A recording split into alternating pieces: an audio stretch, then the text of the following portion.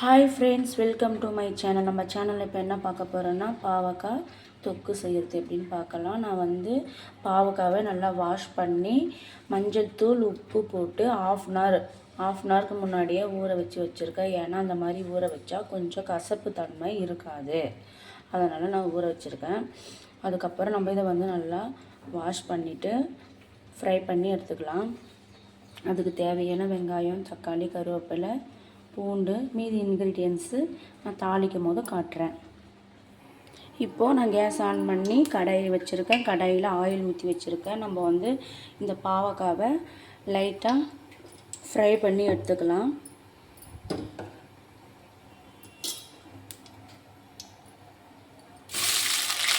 பாவக்காவை add பண்ணிக்கலாம்.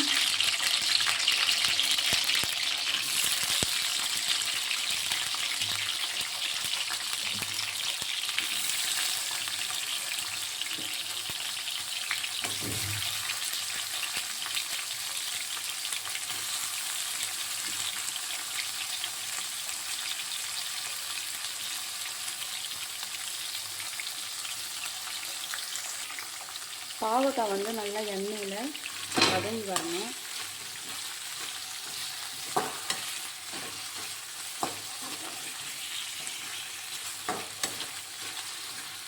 நல்லா வதங்கி வரட்டும்.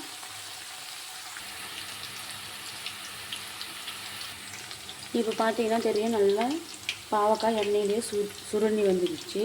நம்ம இந்த ஸ்டேஜில் பாவக்காவை வேறு ஒரு பவுலுக்கு எக்ஸ்சேஞ்ச் பண்ணிக்கலாம்.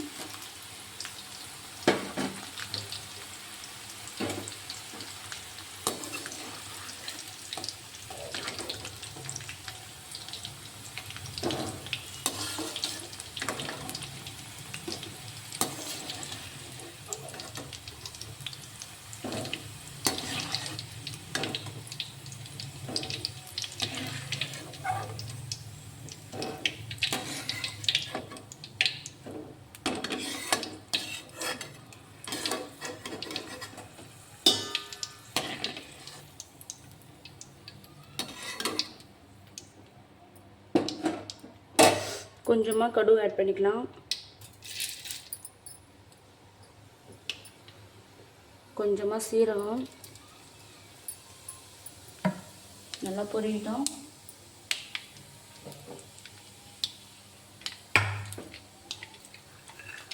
ஈரல் கல் பூண்டு உரிச்சு வச்சுருக்கேன். நல்லா பொரியதுக்கப்புறம் போட்டுக்கலாம்.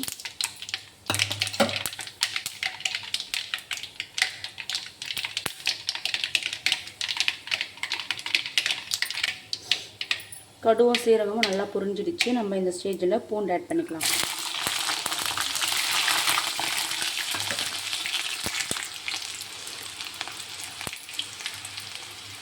கருவேப்பிலை போட்டுக்கலாம்.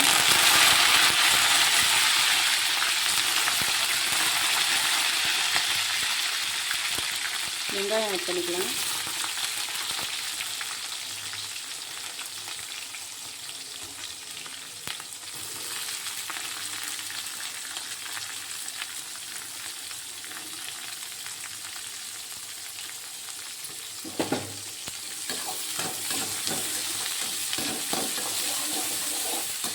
நல்லா கோல்டன் ஃப்ரை வர வரைக்கும் நல்லா வதக்கி எடுத்துக்கலாம்.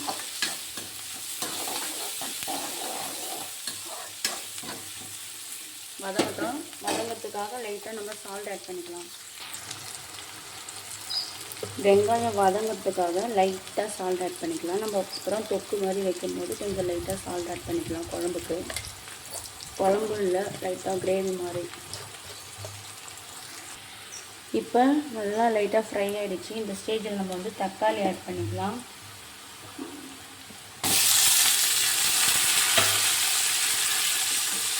தக்காளி வெங்காயம் நல்லா தொட்டு கிரேவி மாதிரி வரணும். அந்த அளவுக்கு நம்ம நல்லா வதக்கி எடுத்துக்கலாம்.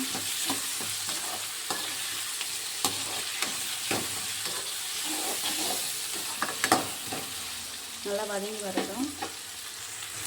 இந்த அளவுக்கு நல்லா வதங்கிடுச்சு. இன்னும் நல்லா 5 மினிட்ஸ் நல்லா இன்னும் ஒன்றும் அதிகமாக இருக்கிற தக்காளியெலாம் நல்லா வதங்கி வரட்டும்.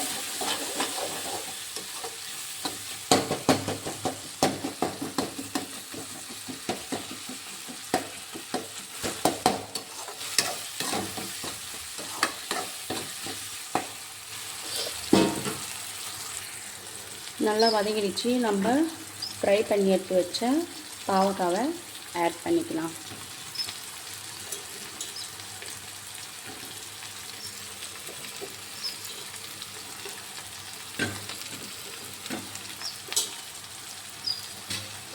நல்லா வதக்கி விட்டுக்கலாம்.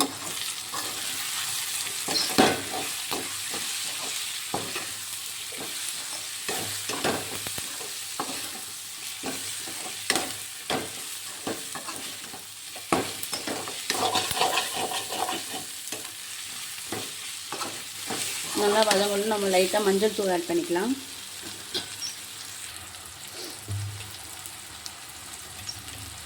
மஞ்சள் தூள் 1/4 டீஸ்பூன், தனி மிளகாய் தூள் 1/4 டீஸ்பூன்,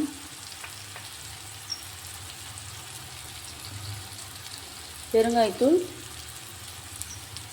கொஞ்சமாக,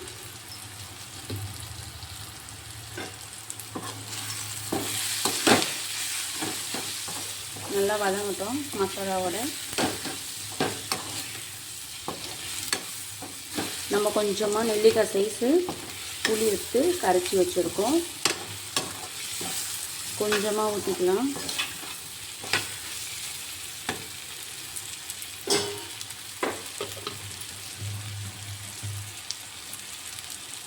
புளி ஆட் பண்ணிக்கலாம்.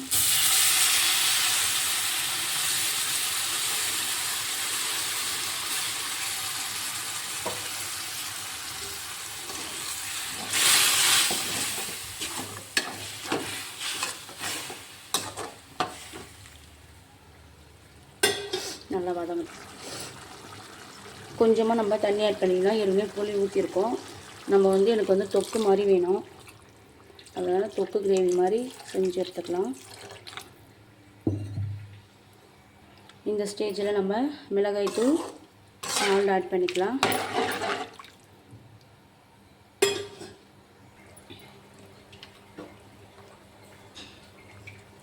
சால்ட் ஆட் பண்ணிக்கிறேன். ஏற்கனவே நம்ம சால்ட் போட்டிருக்கோம், அதனால் நம்ம டேஸ்ட்டு பார்த்து தான் ஆட் பண்ணணும்.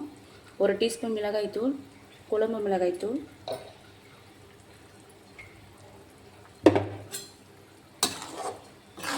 மிக்ஸ் பண்ணிக்கலாம்.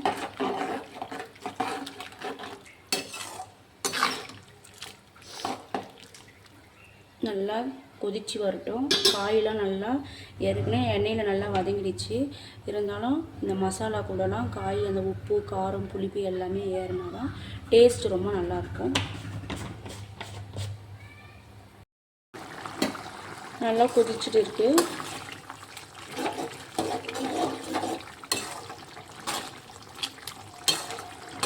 நான் இந்த மாதிரி தான் பாவக்காய் தொக்கு, பாவக்காய் குழம்பு எதுவாக இருந்தாலும் இப்படி தான் செய்வேன். நீங்களாம் எப்படி செய்வீங்கன்ட்டு கமெண்ட் பாக்ஸில் கமெண்ட் பண்ணுங்கள் ஃப்ரெண்ட்ஸ்.